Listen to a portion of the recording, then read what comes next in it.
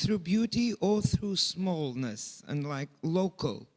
I think that emphasis on local, like for example, Ricardo is giving here, but not only. I remember Nuno saw this idea, extraordinary idea that the traditional arts and crafts of those fishermen knew more than the scientists. The scientists are now learning from the empirical data that every fisherman in the Azores knew. So I think there is this connection, through beauty, engaging, but also through very fine selected examples of how change can be implemented too. So I think national parks, natural reserves is something that can be done at governmental level, but also give examples, give voice to these local traditions, local populations, right? I think, I'm not sure, but I saw, for example, in Joaquin, he also works with the local communities, and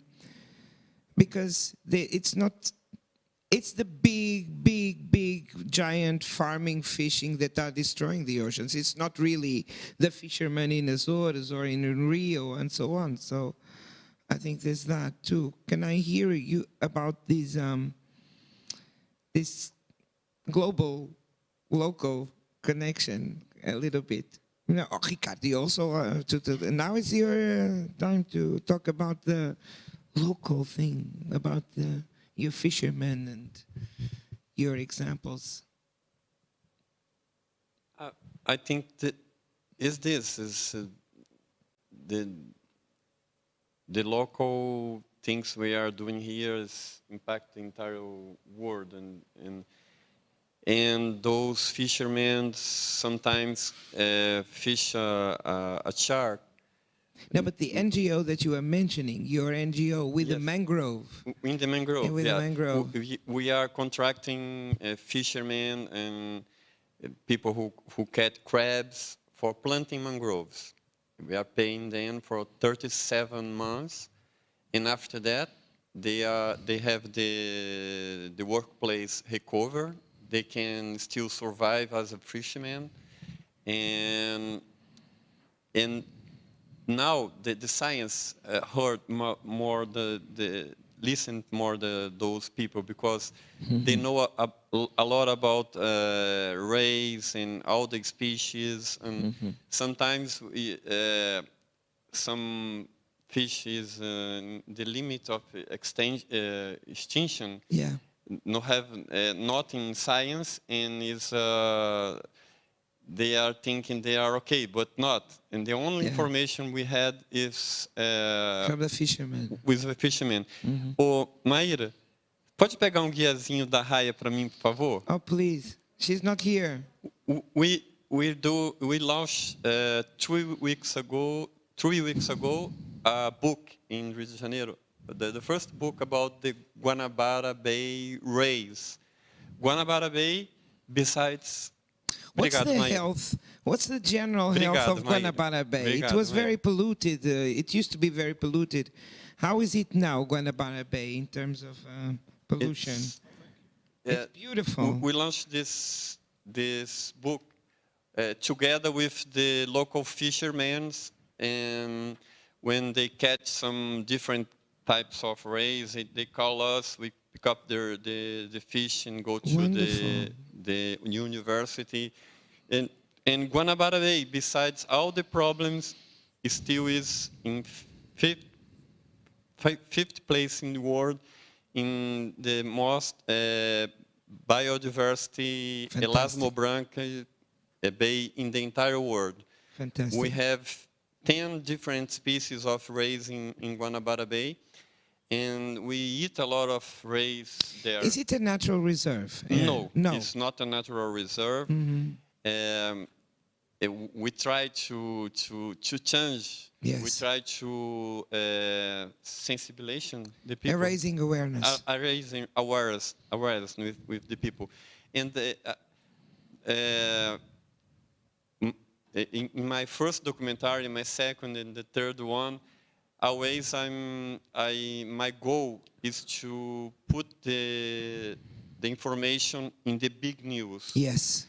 And I work Big audiences, big, right? not big audiences. In Brazil, if you made a very successful documentary, you have 10,000 people who pay to go to the cinema, Okay. and this don't change nothing in the environment. And I work 8 years as a photographer in the hard news in Rio de Janeiro. And when I film my things in Rio de Janeiro, I'm always thinking about what is good to put in the news for the people, for the Right. millions of people can see in the open television. Right. And in my It's first what you were saying. It's the same thing that you were saying. You know, selecting for attraction For- and for to capture the attention first, and then educate and yeah, give the it's message. not a big production like No, like but it's you, the but same. It's but the power of go inside in the free television in all the houses in Brazil, and with my documentary about the Guanabara Bay, I get 2 hours and 3 minutes in the hard news, in the good time, like in prime time. in prime Prime time. time. 2 hours and 3 minutes, like That's some great. reports like 3 minutes, 4 minutes, but the entire work was 2 hours and 3 minutes, and hundreds and hundreds of writing reports in Right. the newspapers, and with investment of 100,000 reals is about $20,000, the cost of the entire movie. I spend the entire money with music. The soundtrack, you have to listen. I put all my money in the soundtrack and dive in alone. It's That's amazing. my shows. Oh my God, I love Ricardo. But You're crazy. I contract agents to measure the, how can you say, the mídia espontânea? Flash No, meeting. I pay some people Yeah. for tell me how much cost the entire time I get for free in the open television. And I was like a focus group. You do a focus group? No. I contract a stud for told me how gonna cost if I have to pay for showing the television. Right. The films with my sponsors, and they told me in 2018, like 2 years after I launched the documentary, like two and a half millions of dollars. Oh, if you had to pay for the television time. Yes. I get it. Okay. Of course. And Of course. was a good investment. Yeah. And the point is, it was a campaign for the life, for a campaign for changing the perception of the people about this particular environment. Yeah. And was very successful. And I'm still thinking about a journalist and what is good to them to put in the television, and this is different ways to go at the same place. Are you?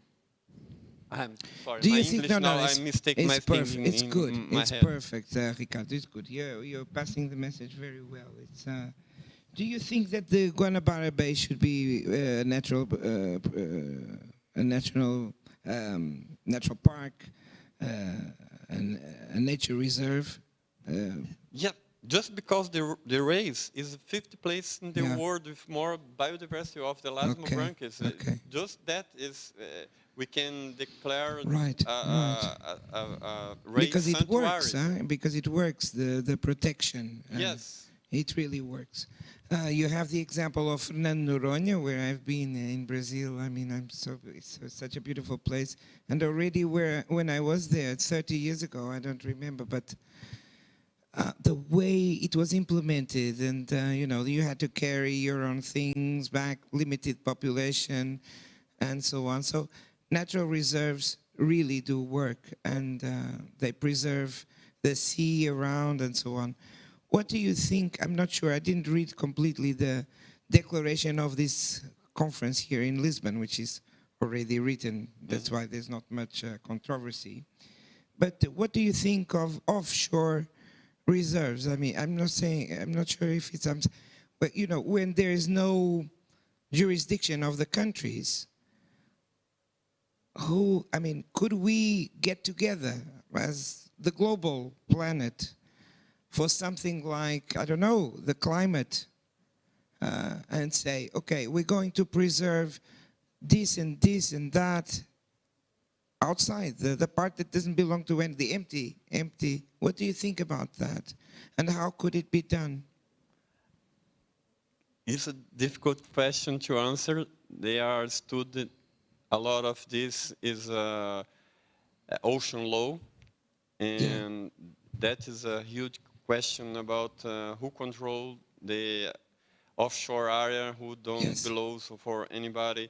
I was in the north of Brazil 2 years ago, filming most huge tuna industry in Brazil. Fishing tuna industry. And they fish like 700 million miles from the coast outside of Brazil, outside of Brazil. Mm-hmm. And it's crazy. Nobody knows what's happening in those waters. Yeah. And I don't think that people are enough. There's not enough awareness for this, that anyone can go and do whatever they want, even mining, What do you think about that, James? And what right. Is the state what is the state of the debate in the UK, for example, where you're more familiar, if this is a debate? I think there's a lot of concern around deep sea mining, quite rightly, and clearly it's being discussed a lot here. But I think policing the global commons is a huge challenge. Global commons. Is that the name that the people global are commons, using? So, or the high seas, But you can't protect it if you can't police it, I don't think. So there are some amazing initiatives like the satellites which can identify ships operating illegally, that sort of thing. It's very hard to sort it out, and of course. But they did for whales, right? I'm asking as the normal citizen. Well, then it comes back to public opinion, and I'd like to think that that's, when it comes to shifting moods in public opinion, that's perhaps where filmmaking can help a little bit. Where you can help. We've all got to work out ways of working together to solve these really massive problems. What do you think? You have to trace the fish. You have to buy the only fish who are sustainable fisheries. Of course. And that is the way some ONGs like Oceana are working on. Oceana work in the north of Brazil with a program of sustainable tuna fishing. Right. All the fish is kind of sustainable fishery. They all the fishes have a number and right. They're not ringed because that's for birds, but they are numbered with a number. They're marked. A plastic number. They're marked. And they are putting in the open source internet in blockchain. Oh, I see. I know them. You can see the boat. You can see if they are the boat pay the fishermen, if everything is 100% all right with the boat, and that is the sustainable fishery. Right. Wonderful. No, but it's hardly, there could be hardly something more difficult than this. I totally forgot, Christina, where are you? My guide. I totally forgot that I wanted to engage you, audience. Okay, so do you have questions for you? Can you, of course. Is there a, if not, then you can use, is there a microphone there? Raise your, you can, no, raise yourself. It's better to project the voice and speak loudly. And identify yourself, please. Oh, microfone. Essa aqui. O cubo é o Posso microfone. jogar para ela? Mas que bizarro isto. Wow! How modern! How modern!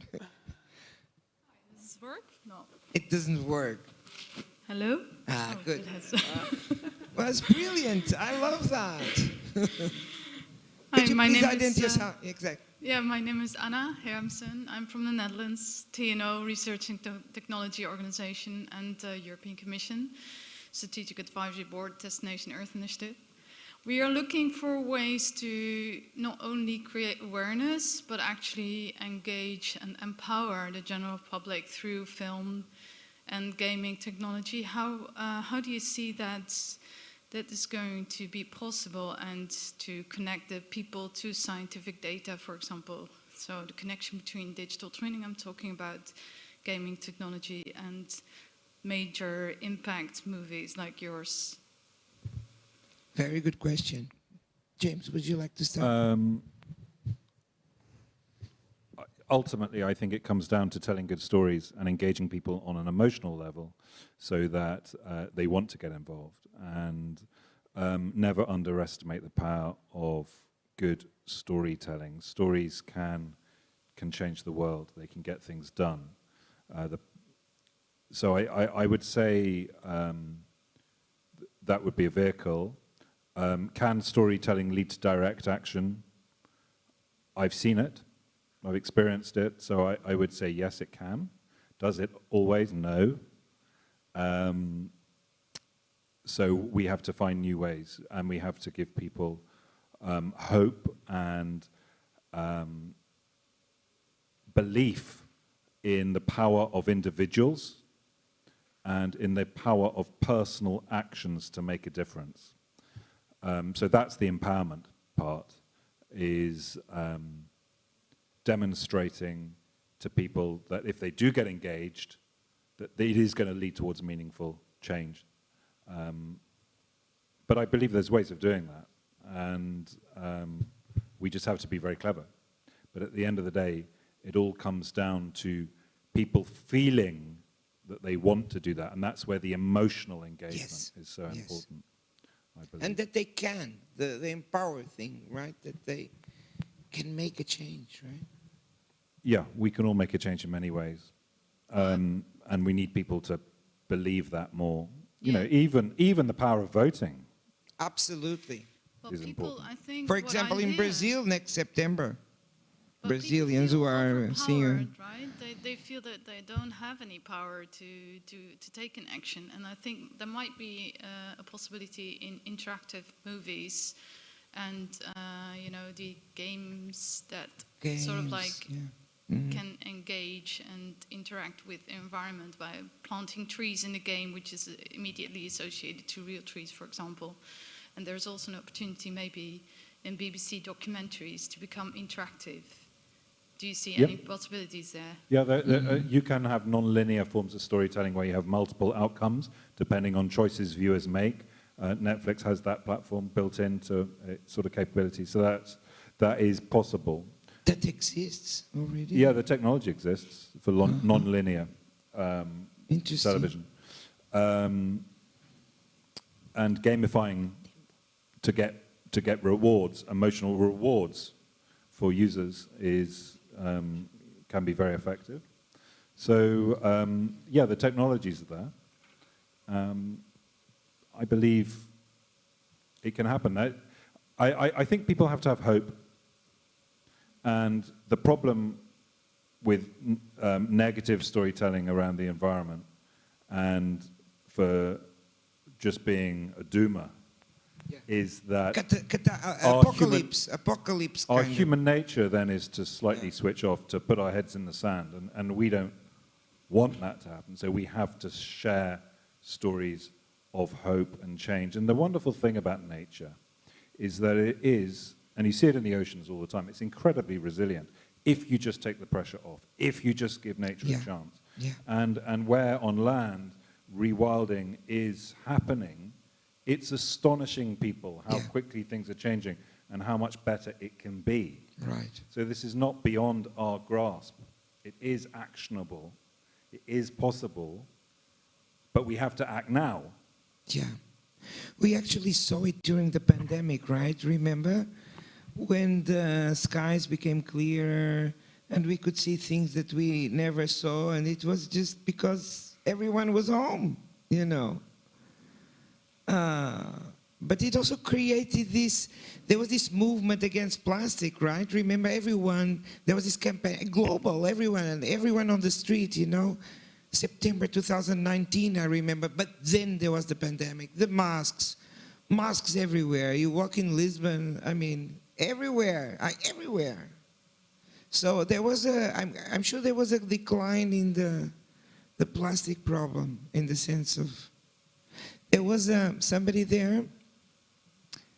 No, I think you throw the cube, you know. Amazing. I want that for my museum. Yeah. Hello. Yes. Hi, I'm Brenda. I'm from Kenya, but I live in Sweden. So I feel so honored to be here today. And actually, my relationship with filmmaking, I work at Stockholm Environment Institute. So we produce a lot of research. And my role there is I'm a communications officer. So Wow. I tell stories, basically. I try to communicate our research through storytelling. And it's quite a challenge to try to get scientists to not use scientific jargon and to really tell a story and make it interesting and have people listen. So my relationship with filmmaking, my inspiration rather with filmmaking, started when we did a film at the Baltic Sea. I worked with some Swedish filmmakers. So we were telling a story about reducing emissions in the Baltic. And that really inspired me to want to get into filmmaking. And when I look at the two of you on stage, I feel so inspired. So my question to you is, what advice do you have for an aspiring filmmaker who's starting out? And I mean, someone who probably doesn't have the resilience to film something for 14 years. I find that so incredible. But what advice would you have for someone like me? Thanks. That's a brilliant question, Brenda, because myself, I also want to start doing, because they're so motivating. No, I was joking, but only half, because we work at the museum, and at the museum we often have that problem that you were talking about, of having scientists who find it really, really difficult to engage with larger audiences because they keep talking in jargon and so on, and it's very difficult. And so, James first, and then Ricardo. Advice. Brenda, your phone makes you a filmmaker nowadays. It's the wonderful thing about technology now. You know, if we have cameras on phones, and you can have your own YouTube channel, you can communicate. You know, and that is, I think, such an empowering thing. And we're seeing films being made by people all over the world on their phones that can make a difference. And that's the I think it's a great thing about social media. We all have the capacity to get messages out there. I think what would be my word of advice to you is don't tell boring stories. Yeah. We need to But entertain you already know people. that because you come from communication, so I think yeah. she already knows. But I think it's, you know, it's quite easy to make a factual documentary that's, you know, it's very worthy, very worthwhile, but it doesn't capture the hearts and minds and the imagination of people. Very journalistic, is that what you're saying? But it can be journalistic. There's lots of different ways of being entertaining, but I would say that I think it's important because we all need to reach as many people as possible in whatever ways we can. And it doesn't matter if you've got a big broadcaster at your back or if you're acting alone, you can still get your message out there. And you know, the photo of Nina picking up the bag underwater, Yes. tens of millions of people have seen that probably around the world. So, you know, it's totally possible to get messages out there. I think, and I think to help make people laugh or smile Yeah. or connect is a great entry point. Because once you've won them over and got them on side, it's easier to tell them the tougher stories. So I think it's about, as you know, because you are in communications, it's sophisticated storytelling, I think. And empathy. I think it's about generating empathy, really. Yeah. From my experience in, working in a museum, it's about, the connection is very much about feeling, sympathy, empathy, what the other person is feeling, or the other animal, or whatever. It's about that. Ricardo, what is your advice for a young filmmaker? But I think you have to found your purpose of life and follow this way, because if you can't, you have to do. Your dreams don't belong more to you. If you are here, you pay your ticket to fly to come here. If you have your camera, you have to do it. You have to do it. Thinking about only in Brazil, in the last year, we put 15 millions of people in misery, only in Brazil, in the last year. Those people can dream, those people can have a purpose of life. We live in a time of, you have to emergently found a purpose of life and put all your heart, your energy on that, and believe the life is gonna open for you. Don't be afraid, and believe you can found some people you for very important for you. You're gonna cruise your way, and you're gonna keep in and keep in. You're gonna insist, and you're gonna make it. Persevere. Thank you. Find your purpose and tell good stories. I think you couldn't have more, inspiring answers. Any other question? We are about to finish our debate, which is already long, right? We're closing now. Well then, final thoughts, final remarks, turn to action maybe. So if you had, what can we, anyone that's listening, 2 or 3 things they can do right now? Oceans, or it doesn't have to be oceans? From your experience. Well, obviously, one is we can all manage our own waste. Yeah. And you're right. The pandemic has set us back in plastic pollution, and if you let it go on land, inevitably, one way or another, it will end up in the ocean. And the oceans are the great sort of dumping ground of humanity. And I really worry about all forms of pollution in the ocean. Yes. Most of it we can't see, but plastic is the bit we can see. And it's an indicator. And we're finding it up in the high Arctic now this summer as we're filming up there.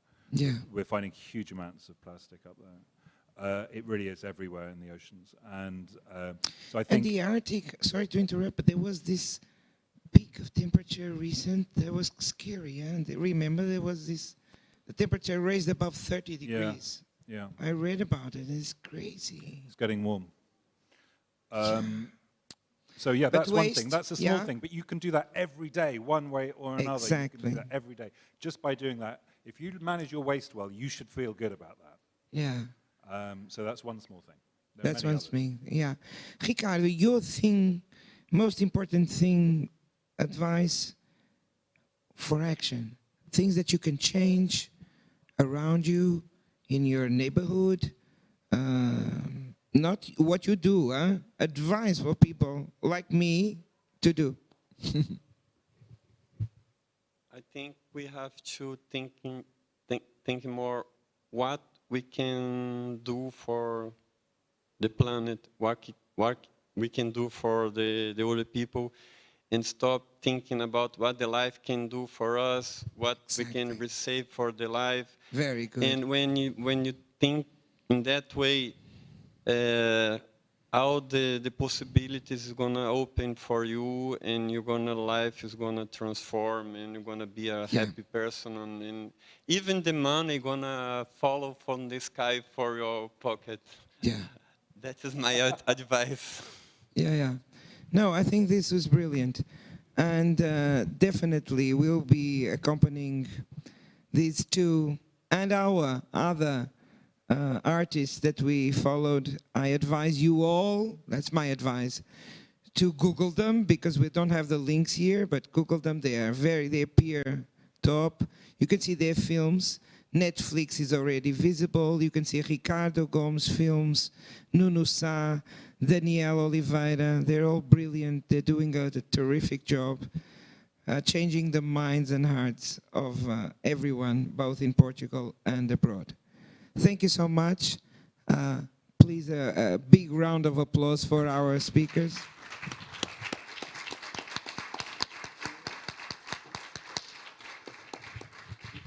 And thank you for everyone for organizing this, and also, the supporters, the fundraisers and all that, which I don't have the name here, but I'm sure Christina will excuse me. Thank you so much to all for coming.